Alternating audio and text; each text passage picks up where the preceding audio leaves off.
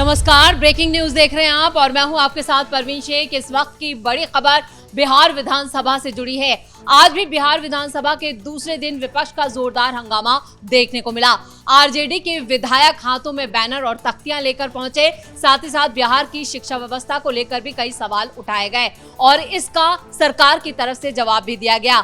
RJD ने आरोप लगाया कि सरकार बिहार के सभी स्कूलों का भगवाकरण कर रही है, यानी उन्हें भगवा रंग में रंग रही है, जबकि बुनियादी सुविधाएं इन स्कूलों में है ही नहीं, जिसको लेकर अब तक 10% से ज्यादा बेटियां स्कूल छोड़ चुकी हैं। यानी जो बुनियादी सुविधाएं हैं वो देने में सरकार नाकाम रही है। लेकिन भगवा रंग में ये सरकार का जो भगवाकरण है, इसको लेकर विधानसभा में भी संग्राम देखने को मिला। सबसे पहले आपको शिक्षा मंत्री मिथिलेश तिवारी का वो बयान सुनाते हैं, जिसमें वो सीधे सीधे आरजेडी पर कहें कि जो सवाल उठाए थे उनका जवाब दे रहे हैं। भगवा समृद्धि का प्रतीक है, इसीलिए बिहार को समृद्ध बिहार बनाना है। माननीय मुख्यमंत्री जी की का संकल्प है बिहार को समृद्ध बिहार बनाना, और इसीलिए भगवा कलर का उपयोग किया गया है, क्योंकि वो समृद्धि का प्रतीक है और माँ सरस्वती इस कलर पे प्रसन्न रहती है। ये शिक्षा मंत्री जो रंग बदले जा रहे हैं, ये सरकार, ये पैसा जो है ना, गरीबों का पैसा है, आम जनों का पैसा है।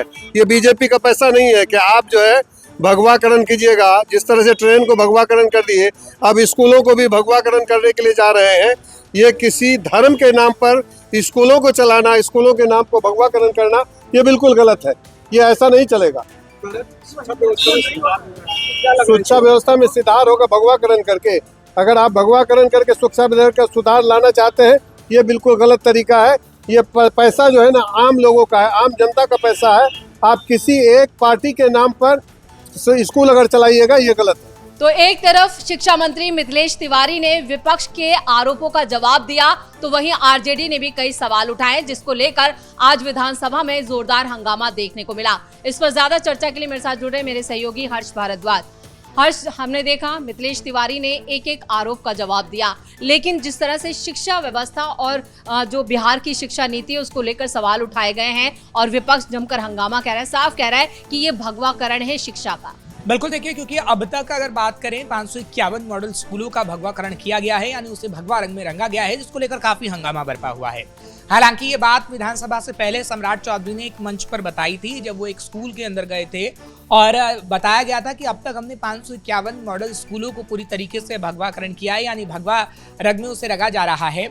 और जब आज विधानसभा के अंदर शिक्षा मंत्री आ रहे थे, यानी मिथिलेश तिवारी, तभी उनकी तरफ से बयान दिया गया कि हमने इतने स्कूलों को भगवा रंग किया है और आगे आने वाले समय में सभी स्कूलों को भगवा रंग इसलिए किया जा रहा है क्योंकि भगवा रंग समृद्धि का प्रतीक होता है और वो सरस्वती माँ से भी कहीं ना कहीं जुड़ा हुआ होता है, तो उससे और शिक्षा बेहतर होगी। ये मिथिलेश तिवारी का कहना था और उनकी जो बातें अभी आपने सुनवाई है हमारे दर्शकों को, और उसके बाद किस तरीके से आरजेडी विधायक का बयान सामने आया वो भी हमने अपने दर्शकों को सुनवाया। वो कह रहे हैं कि ये सिर्फ बयान इसलिए दिया जा रहा है ताकि असल मुद्दों से ध्यान भटकाया जा सके। आखिर कौन कहता है कि भगवा रंग से बुद्धि अच्छी होती है, शिक्षा अच्छी होती है? सवाल कहीं ना कहीं आरजेडी उठा रही है और सबसे ज्यादा मुस्लिम विधायक सवाल उठा रहे हैं। वो ये कह रहे हैं कि तो स्कूलों में मुस्लिम बच्चे भी पढ़ते हैं, तो आखिर क्यों भगवा रंग किया जा रहा है? अब कहीं ना कहीं हिंदू मुस्लिम की लड़ाई एक तरीके से देखने को मिल रही है शिक्षा को लेकर। लेकिन विधानसभा की अगर हम बात करें तो विधानसभा के अंदर भी भाई वीरेंद्र से लेकर तमाम लोगों ने सवाल उठाए शिक्षा को लेकर कि शिक्षा व्यवस्था बेहतर नहीं है, आप उसमें सुधार नहीं कर रहे हैं, लेकिन आप स्कूलों का भगवाकरण कर रहे हैं। और तो और हमने देखा कि जो आरजेडी विधायक थे वो तो तकरीबन रोने भी लगे कि वहाँ पे मुस्लिम बच्चे भी आते हैं, तो आपने मुस्लिम बच्चों के लिए भी भगवाकरण कर दिया, ये पूरी तरीके से गलत है। क्योंकि देखिए, आरजेडी के 3 विधायक हैं इस वक्त विधानसभा के अंदर और तीनों विधायकों का एक सुर में यही कहना था कि नहीं, ऐसा नहीं किया जाना चाहिए। लेकिन बेहतर होता कि अगर तेजस्वी यादव इस बात को उठाते और सदन के अंदर शिक्षा मंत्री के सामने इस बात को रखा जाता, क्योंकि देखिए शिक्षा मंत्री ने एक एक करके आरोपों का जवाब दिया है और शिक्षा मंत्री ये कह रहे हैं कि स्वास्थ्य व्यवस्था हो, शिक्षा व्यवस्था हो, चाहे तमाम व्यवस्था वो ठीक हो रही हैं। हालांकि वो शिक्षा मंत्री थे तो उन्होंने शिक्षा पर ज्यादा बातें कही हैं, जोर दिया है और उन्होंने कहा है कि आगे आने वाले समय में तमाम जो शिक्षा व्यवस्था होगी वो आधुनिकीकरण वाली होगी और स्कूलों को बेहतर बनाने का काम हम लोग कर रहे हैं। क्या यहाँ पर सम्राट चौधरी की तरफ से एक संकल्प लिया गया था, एक टारगेट रखा गया था, क्योंकि बिहार सरकार, एनडीए सरकार के 100 दिन पूरे हो गए, इसलिए उनसे हिसाब भी मांगा जा रहा है। ये अच्छी बात है, अच्छा मुद्दा है शिक्षा को लेकर जो सवाल आरजेडी की तरफ से उठाए गए। ये भी कहा गया कि 48,000 स्कूल ऐसे हैं जिनमें बुनियादी सुविधाएं तक नहीं है, यानी टॉयलेट भी नहीं है। और इन शौचालयों की वजह से जो बिहार की बेटियां हैं, 10% बच्चियां ऐसी हैं कि वो पहले ही स्कूल छोड़ देती हैं, पढ़ नहीं पा रही हैं, क्योंकि आप शौचालय तक स्कूलों में नहीं बनवा पा रहे हैं। देखिए, अगर हम बिहार की बात करें तो इसमें कोई दो राय नहीं है कि शिक्षा व्यवस्था उतनी बेहतर बिहार के अंदर नहीं रही है। लेकिन हाँ, एनडीए की सरकार आने के बाद शिक्षा व्यवस्था में थोड़ा बहुत सुधार हुआ है और उसको पूरी तरीके से सुधार की जरूरत है कि पूरी तरीके से व्यवस्थाओं को बदला जाए। क्योंकि कई ऐसे वीडियोस विधानसभा चुनाव के वक्त सामने आए थे कि कई स्कूलों में बेंच तक नहीं थे, दरी पर बच्चे बैठते थे और तिरपाल बिछाया जाता था। जब बारिश आती थी तो कहीं ना कहीं बच्चों पे पानी टपकता था और छतें भी बहुत खराब थी। ये तस्वीरें आई हैं। हालांकि इस तस्वीरों को बदलने का काम एनडीए की सरकार ने बिहार के अंदर किया है, क्योंकि देखिए, जब लालू प्रसाद यादव की सरकार थी तब हमने देखा है कि जो रिपोर्ट्स आती थी वो किस तरीके से आती थी कि 12-13 साल में बच्चियों की शादी ब्याह कर दिया जाता था बिहार के अंदर और उन्हें पढ़ाई से एकदम दूर रखा जाता था। लेकिन एनडीए गवर्नमेंट जब से आई उसने क्या किया कि तकरीबन 10 किलोमीटर या इतने में दायरे में एक स्कूल नीतीश कुमार के वक्त पर ज्यादा अच्छा काम हुआ था स्कूलों के लिए, लेकिन स्कूलों के जो बुनियादी जो सुविधाओं की बात बार बार दोहराई जा रही है। सम्राट चौधरी ने खुद अभी कुछ दिनों में विद्या सागर करके जो स्कीम चलाई थी, उसमें स्कूलों का निर्माण और स्वच्छ पेयजल, शौचालय, इसकी सभी बातें की थी। उन्होंने कहा था कि 100 दिन में ये सब पूरा कर दिया जाएगा। कितना काम हुआ? देखिए, अगर कामों की बात करें तो उतना काम हुआ नहीं जितना किया जाना चाहिए था। लेकिन हम इतना जरूर कह रहे हैं कि अभी 5 साल पूरे हैं सरकार के पास और सरकार को उन वादों को पूरा करना होगा। क्योंकि देखिए, जो 100 दिन का टारगेट रखा गया था, क्योंकि हम अगर 551 स्कूलों की बात करें तो सरकार ये डेटा दे रही है कि हमने 100 दिनों के अंदर 551 स्कूलों का कायाकल्प कर दिया है। लेकिन बिहार के अंदर तो 48,000 से ज्यादा कहीं ना कहीं स्कूल हैं और तमाम स्कूलों की व्यवस्थाओं को ठीक करना होगा तो कहीं ना कहीं सरकार को समय भी चाहिए, इसमें कोई दो राय नहीं है। और 5 साल में अगर सरकार शिक्षा व्यवस्था को बेहतर कर पाई तो हम देखेंगे कि हाँ, शिक्षा व्यवस्था बेहतर होगी तो बच्चे बाहर भी नहीं जाएंगे। क्योंकि आप देखिएगा, बिहार के सबसे ज़्यादा जो छात्र होते हैं वो बाहर पढ़ने जाते हैं। ना तो कोचिंग सेंटर की वो हालात, ना तो स्कूलों की वो हालात ठीक हो पाती है और इसी वजह से बिहार सरकार पर सवाल खड़े होते हैं।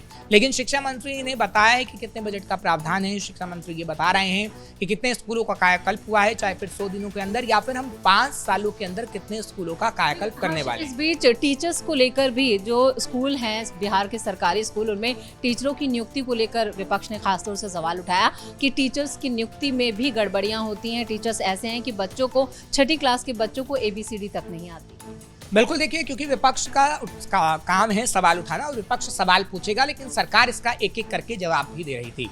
क्योंकि नियुक्ति की प्रक्रिया की अगर उन्होंने बात की तो उन्होंने कहा कि जब नीतीश सीएम थे, हमने देखा एनडीए की सरकार थी लेकिन नीतीश सीएम थे, तो कितनी नियुक्तियां बिहार के अंदर हुई हैं और बिहार के अंदर जो नियुक्तियां हुई हैं वो हजारों की संख्या में हुई है और उसमें कोई भी ऐसा घपलेबाजी नहीं हुई है और उसका जवाब भी सरकार की तरफ से दिया गया है।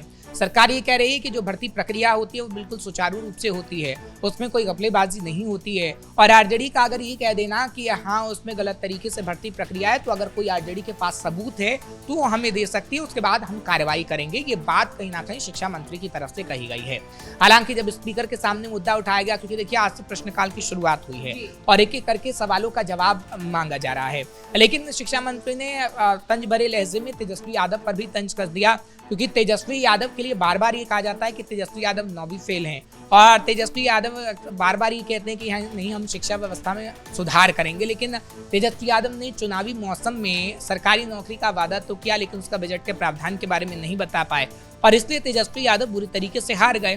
तो उस पर भी तंज कसते हुए कहीं ना कहीं शिक्षा मंत्री ने कहा कि जो काम हमने किया है वो काम ना तो आरजेडी ने किया है ना आरजेडी कर पाएगी। क्योंकि देखिए, वाकई सही बात है, क्योंकि नेता प्रतिपक्ष को इस वक्त शिक्षा मंत्री के सामने होना चाहिए था। नेता प्रतिपक्ष कहीं ना कहीं सवाल पूछते तो बहुत अच्छा लगता बिहार की जनता को भी और कहीं ना कहीं सभी लोगों को। क्योंकि देखिए, नेता प्रतिपक्ष की जिम्मेदारी है, क्योंकि अगर 5 दिन का ही सिर्फ सदन है और 5 दिन के सदन के अंदर अहम सवाल पूछे जा रहे हैं, चाहे फिर शिक्षा व्यवस्था को लेकर या फिर अपराध को लेकर, तो अच्छा होता कि तेजस्वी यादव इन सवालों को पूछे। क्योंकि तेजस्वी यादव बड़ा चेहरा है आरजेडी का, साथ ही साथ वो नेता प्रतिपक्ष भी हैं और तेजस्वी यादव की जिम्मेदारी बनती है कि प्रश्नकाल के दौरान सत्ता पक्ष से सवाल पूछा जाए। बाकायदा सम्राट चौधरी से वो सवाल। और भी चौंकाने वाली बात रही कि आरजेडी के सभी विधायक इस सदन में मौजूद नहीं है। तेजस्वी यादव की गैर मौजूदगी का क्या ये फायदा है? क्योंकि स्ट्रेंथ बहुत कम थी, बस कुछ ही गिनती के विपक्षी सांसद थे जो सवाल कर रहे हैं। देखिए, यही तो फर्क है बीजेपी और आरजेडी में। अभी जो कल बैठक हुई सम्राट चौधरी की, उसमें हमने देखा कि सम्राट चौधरी ने निर्देश जारी किया कि तमाम विधायकों की मौजूदगी सदन में जरूरी होगी। साथ ही साथ बांकीपुर उपचुनाव को लेकर भी कहा गया कि कहीं ना कहीं उन्हें तैयार रहना होगा। तो तमाम जो मीटिंग्स है वो बीजेपी की तरफ से की गई। विधानसभा जो शुरू होने वाली थी उससे पहले, जब मानसून सत्र शुरू हो रहा था, लेकिन हाँ, और सर्वदलीय बैठक भी बाकायदा की गई, लेकिन आरजेडी की तरफ से कोई मीटिंग नहीं की गई। ना तो आरजेडी ने कोई निर्देश जारी किया कि यहाँ तमाम विधायकों का होना जरूरी है, क्योंकि देखिए नहीं, हाँ, तेजस्वी यादव ही नहीं है तो आखिर मीटिंग कौन करेगा और आखिर उन विधायकों को निर्देश कौन देगा। तो आज जो विधायक आपको दिख रहे हैं, तो उसमें से 2-3 विधायक ही आपको नजर आएंगे, भाई वीरेंद्र या एक आध विधायक, बाकी विधायक आराम फरमा रहे हैं, क्योंकि जैसा सरदार होगा, जो कहते हैं ना कि सर्वोच्च नेता होगा और उनके निचले स्तर के जो नेता होंगे वो वही करेंगे। तो तेजस्वी यादव यूरोप में छुट्टियां मना रहे हैं तो घर पे छुट्टियां मनाने का काम कर रहे हैं। कहीं ना कहीं कमजोर इसी वजह से आरजेडी है और हाँ, बिखर रही है। इसी वजह से हम ये कहेंगे आरजेडी को कहीं ना कहीं एक ऐसी रणनीति अपनाने की जरूरत है कि सत्ता पक्ष से विपक्ष में रहकर वो तीखे सवाल तो कम से कम पूछ ही सके। हर्ष, भगवाकरण पे जो संग्राम विधानसभा में छिड़ा है, क्या आने वाले दिनों में भी देखने को मिलेगा? बिल्कुल, देखिए इसमें आने वाले दिनों में काफी संग्राम देखने को मिल सकता है, क्योंकि इस वक्त आरजेडी प्रोटेस्ट करने की बात कह रही है और खास तौर पर आरजेडी के जो मुस्लिम विधायक हैं वो प्रोटेस्ट करने की बात कह रहे हैं और वो कह रहे हैं कि स्कूलों में मुस्लिम बच्चे भी पढ़ते हैं, इसलिए हम भगवाकरण का विरोध करते हैं और असल मुद्दों से सरकार ध्यान भटकाना चाहती है, इसलिए भी हम इसको लेकर विधानसभा के बाहर प्रोटेस्ट करेंगे। चलिए हर्ष, इस तमाम जानकारी के लिए बहुत बहुत धन्यवाद। तो बिहार विधानसभा के मानसून सत्र के दूसरे दिन भी विपक्ष का जोरदार हंगामा देखने को मिला। तख्तियां, बैनर लेकर आरजेडी के विधायक पहुंचे, साथ ही साथ बिहार की शिक्षा व्यवस्था और बिहार के स्कूलों का जो भगवाकरण किया जा रहा है उसको लेकर जमकर हंगामा किया है। तो इस बड़ी खबर में मेरे साथ नहीं, कैमरामैन राजकुमार के साथ मैं परवीन शेख, कैपिटल टीवी।